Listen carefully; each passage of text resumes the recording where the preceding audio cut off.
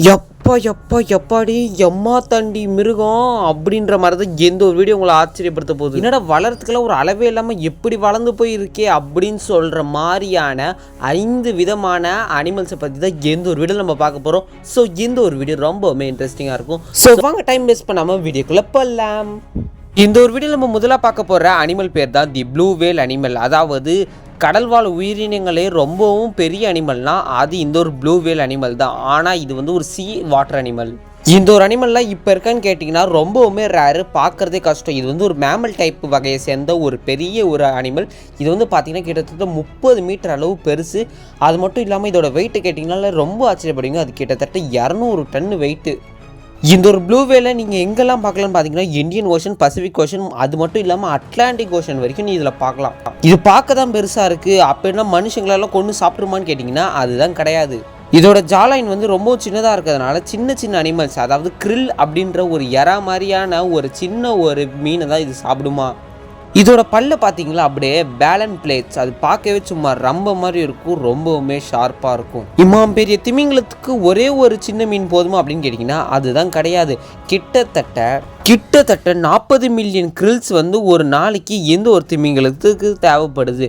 40 million கிரில்ஸ்னால் கிட்டத்தட்ட 800 kilo Grylls மீனை முழுங்கினா தான் எந்த ஒரு திமிங்கலத்தால் அந்த நாளைக்கான பசியை தீருமா. அது ஒரே ஒரு நாளைக்கு மட்டும்தான். ஸோ இதுலேருந்தே தெரிஞ்சிருக்கும் எந்த ஒரு திமிங்கலம் சும்மா வேறு லெவலான திமிங்கலம். அது மட்டும் இல்லாமல் இது மேலே முதுகில் வந்து பார்த்திங்கன்னா ஒரு சின்ன ஓட்டை இருக்கும். அந்த ஓட்டை மூலமாக தான் சவுண்டை வந்து வெளியிடும். அது பார்க்கவே ரொம்பவுமே க்ரேஸியாக இருக்கும். அது மட்டும் இல்லாமல் கிட்டத்தட்ட அந்த சவுண்டு 1000 மைல்ஸை வந்து கடக்குமா. அந்த ஒரு சவுண்ட் அவ்வளோ அளவு வித்தியாசமாகவும் ஆக்ரோஷமாகவும் இருக்குமா.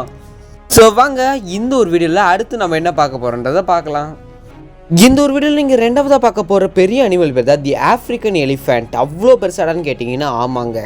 அதாவது மக்களே, நிலத்தில் வாழும் பெரிய உயிரினமாக கருதப்படுகிறது இந்த ஒரு ஆஃப்ரிக்கன் எலிஃபென்ட். இது குறிப்பிட்டு 1-2 இடம் இல்லைங்க, கிட்டத்தட்ட உலகத்தில் நிறைய இடத்துல எந்த ஒரு ஆஃப்ரிக்கன் எலிஃபென்ட் வந்து வாழ்ந்து வந்துக்கிட்டு இருக்குது. முக்கியமாக சவானா, ஃபாரஸ்ட் அண்ட் டெசர்ட்டில் வந்து எந்த ஒரு ஆஃப்ரிக்கன் எலிஃபென்ட் வாழ்ந்து வரும். என்னடா எந்த ஒரு ஆஃப்ரிக்கன் எலிஃபெண்ட்டோட ஹைட்டு வெயிட்லாம் சொல்லி அப்படின்னு கேட்டிங்கன்னா தோ சொல்கிறேன். 4 மீட்டர் ஹைட்டு, அது மட்டும் இல்லாமல் 14 பவுண்ட்ஸ் அளவு வெயிட்டு. இதோட காது பகுதி ரொம்பவுமே இதோட ஃபேவரட்டான பகுதியாக. ஏன்னா இந்த ஒரு ஆஃப்ரிக்கன் எலிஃபெண்ட்டோட முக்கியமான இதே அதோட காது தான். பார்க்க ஒரு ராஜா காலத்து விசிறி மாதிரி இருக்கும், விசிறிக்கிட்டே தான் அது போயிட்டு இருக்கும்.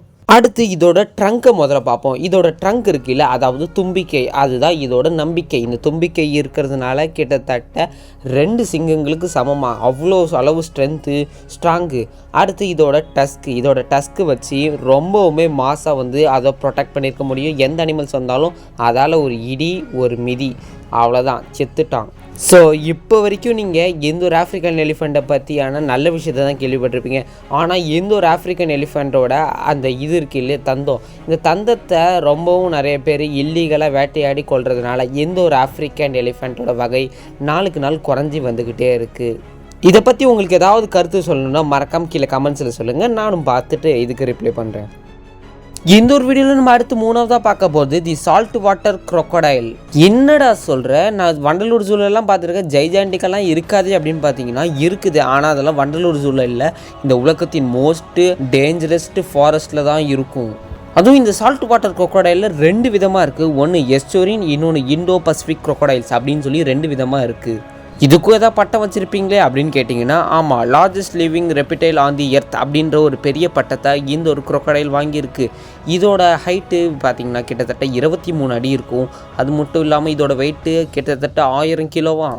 இது அடிக்கடி வாயை பழந்துக்கிட்டு இருக்கும். சிலை நினச்சி கிட்டக்க போனீங்கன்னா கவக்கடு முழுங்கிடும். ஸோ ஜாக்கிரதையாக இருக்கணும் இது கிட்ட போவ. இந்த ஒரு சால்ட் வாட்டர் crocodile எங்கே அதிகமாக இருக்குன்னு பார்த்தீங்கன்னா கோஸ்டல் ஏரியாவில், ரிவர்ஸு அந்த மாதிரியான சைடில் இருக்கும். அதுவும் ரிவர்ஸ்லாம் பார்த்திங்கன்னா south east Asia, northern Australia and east coastal of இந்தியாவில் வந்து பார்த்திங்கன்னா அதிகமாக இருக்குமா. அது மட்டும் இல்லாமல் இதோட தனித்திறமை வந்து பார்த்திங்கன்னா சூப்பராக சிம் பண்ணுமா. அது எதுக்குன்னு பார்த்தீங்கன்னா லாங் டிஸ்டன்ஸில் போயிட்டு அதோட இரையை தேடுறதுக்காக.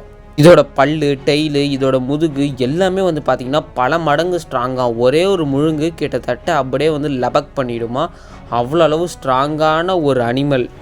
இது அதிகமாக எதை சாப்பிடும் பார்த்தீங்கன்னா ஃபிஷ்ஷு, பேர்ட்ஸ் அண்ட் மேமல்ஸை சாப்பிடும். அது மட்டும் இல்லாமல் இதோட பேர் ப்ரிடெக்டேட்டர்ஸ் அப்படின்வாங்க. அது மட்டும் இல்லாமல் 40லேருந்து 60 முட்டையை ஒரே நேரத்தில் இடும் இந்த ஒரு crocodiles. என்னடா கோழியில் 1 2 தான் பண்ணும், இது என்னடா இவ்வளோ போடுதுன்னு பார்த்தீங்கன்னா அப்போ சொல்கிறத வச்சு பாருங்கள் இவ்வளோ பெரிய crocodile எங்கே இருக்குன்னு பார்த்துக்கோங்க. நார்மலாக முதலையை வந்து நம்ம சாதாரணமாக கணக்கு போட்டுறக்கூடாது. ஏன்னா முதலை வந்து ரொம்பவுமே ஆபத்தான ஒரு பெரிய ஒரு பார்க்கவே கொஞ்சம் விறுவிறுப்பாக அருகிருப்பாக இருக்கிற ஒரு மிருகம்.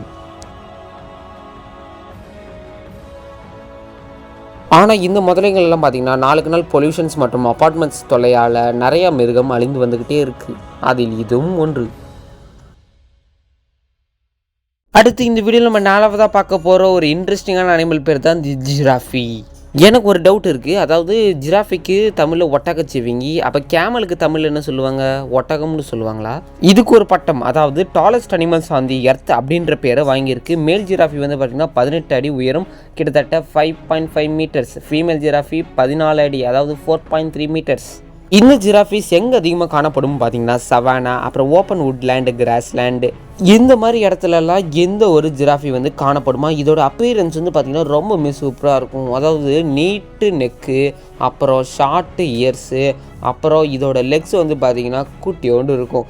இது ஓடுறப்போ வந்து பார்த்திங்கன்னா ரொம்பவுமே செம்மையாக இருக்கும். இதோட நெக் லாங்காக இருக்கிறதுனால ஒரு பெரிய அட்வான்டேஜ் என்னென்னா, தூரத்துலேருந்து ஏதாவது சிங்கம் புலி வருதுன்னு வச்சுக்கோங்களேன், இது அங்கேருந்தே பார்த்துட்டு, அதாவது கிட்டத்தட்ட டெலஸ்கோப் மாதிரி ஒரு வாட்டர் டேங்கில் ஏறி பார்த்தா எல்லாம் தெரியுதுல்ல, அதே மாதிரி இதோட கண் அவ்வளோ பெருசாக இருக்காச்சு, அதோட நெக்கு பெருசாக இருக்கிறதுனால அது கண்டுபிடிச்சி ஓடி போயிடும்.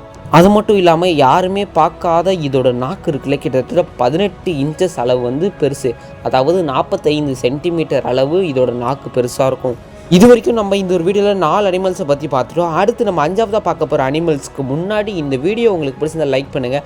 அது மட்டும் இல்லாமல் உங்களுக்கு எந்த அனிமல்ஸ் பிடிக்குன்றதை மறக்காமல் கமெண்ட்ஸில் சொல்லுங்கள். ஸோ வாங்க, அடுத்து 5வதாக நம்ம பார்க்க போகிற அனிமல் பேர் தான் the eastern gorilla. The eastern gorilla மட்டும் சொல்லிட முடியாது, ஏன்னா மவுண்டன் கொரில்லா, ஈஸ்டர்ன் கொரில்லா அப்படின்னு கூட சொல்லலாம். Largest living pyramid on the earth அப்படின்ற பட்டத்தை இது வாங்கியிருக்கு. குரங்குலேருந்து தான் மனுஷங்க வந்தாங்க. அப்போ கொரில்லா எதுலேருந்து வந்தது அப்படின்னு கேட்டிங்கன்னா அது எனக்குலாம் தெரியாது. கொரில்லாவில் வந்து ஆண் கொரில்லாவை வந்து சில்வர் பேக் அப்படின்னு வந்து செல்லமாக கூப்பிடுவாங்களாம். ஏன் கூப்பிடுவாங்க அப்படின்னு கேட்டிங்கன்னா, இதோட முதுகில் வந்து பார்த்திங்கன்னா சில்வர் கலரில் முடி இருக்கிறதுனால இது வந்து சில்வர் பேக் அப்படின்னு வந்து செல்லமாக கூப்பிடுவாங்க. அது மட்டும் இல்லாமல் இதோட வெயிட்டு கேட்டிங்கன்னா பயந்து போயிடுவீங்க, கிட்டத்தட்ட 200 கிலோ. அது மட்டும் இல்லாமல் இதோட வெயிட்டு கொஞ்சம் லைட்டாக மடங்கி இருக்கிறதுனால 1.7 மீட்டர்ஸ். டென்ஸு ஃபாரஸ்ட்டில் தான் இது வந்து அதிகமாக இருக்கும். அதாவது ஈஸ்ட் அண்ட் சவுத் ஆஃப்ரிக்காவில் வந்து இது நீங்கள் அதிகமாக பார்க்க முடியும். முக்கியமாக உகாண்டோ அண்ட் காங்கோ அப்படின்ற ஆஃப்ரிக்கா சைடில் வந்து பார்க்கலாம். அது மட்டும் இல்லாமல் இந்த கொரில்லாஸ் ஆடு மாடுங்களெல்லாம் சாப்பிடாது, டயட் ரிச் அனிமல்ஸ் தான். லீஃபு, ஃப்ரூட்ஸு, பிளான்ட்ஸு, இன்செக்ட்ஸுன்னு இந்த மாதிரி ரொம்பவும் நியூட்ரிஷன்ஸான ஃபுட்டை தான் இந்த ஒரு கொரில்லா சாப்பிடுமா. கொரில்லா எவ்வளோ ஸ்ட்ராங்குன்றதை இதை வச்சு தெரிஞ்சுப்பீங்க. அதோட ஜா லைன்லாம் இருக்குல்ல, அது கிட்டத்தட்ட பாக்ஸிங்கில் ஒன்று நடுவில் ஒரு கிளிப்பு மாதிரி யூஸ் பண்ணுவாங்களே, அந்த அளவு ஸ்ட்ராங்காக இருக்கும். அதனால் அதோட வாய் வந்து எது சாப்பிட்டாலும் அரைச்சி செரிமானம் ஆகிடுமா. ஸோ அதனாலேயே அது பிளான்ட்ஸ் என்ன பிளான்ட்டு சாப்பிட்டாலும் அதுக்கு ஜீரண சக்தி வந்து அதிகமாக இருக்குமா, அவ்வளோ அரைச்சி சாப்பிட்ருமா. அடுத்து அதோட கைகள் ஒன்று ஆர்ம் ரெஸ்லிங் வீரர் மாதிரி இருக்குமா, அதை வச்சு இது தாவி போயிடுமா. நமக்கு தெரியாத அளவு கூட இந்த கொரில்லாக்கு தெரிஞ்சிருக்கு பாருங்களேன். என்னன்னு பார்த்தீங்கன்னா 200 டிஃப்ரெண்ட்டான பிளான்ட்ஸ் வகைகள் வந்து இந்த ஒரு கொரில்லாக்கு தெரியுமா. ஏன்னா பிளான்ட்ஸ்லாம் அதிகமாக சாப்பிட்றதுனால இந்த கொரில்லா ரொம்பவுமே இன்டெலிஜென்ஸான கொரில்லான்றாங்க. அதுவும் இந்த கொரில்லா 1 2 சுற்றாது, சுற்றினா குரூப்பாக தான் சுற்றணும் அப்படின்றாங்க. ஸோ இதுக்கப்புறம் என்ன, இந்த ஒரு வீடியோ பிடிச்சா லைக் பண்ணி ஷேர் பண்ணி மறக்காமல் இதே மாதிரி நிறைய இன்ஃபர்மேட்டிவான வீடியோஸ்க்கு நம்ம சேனலை சப்ஸ்கிரைப் பண்ணி வச்சுக்கோங்க. இன்னொரு சூப்பரான வீடியோ பார்க்கலாம். Tata, bye bye, see you.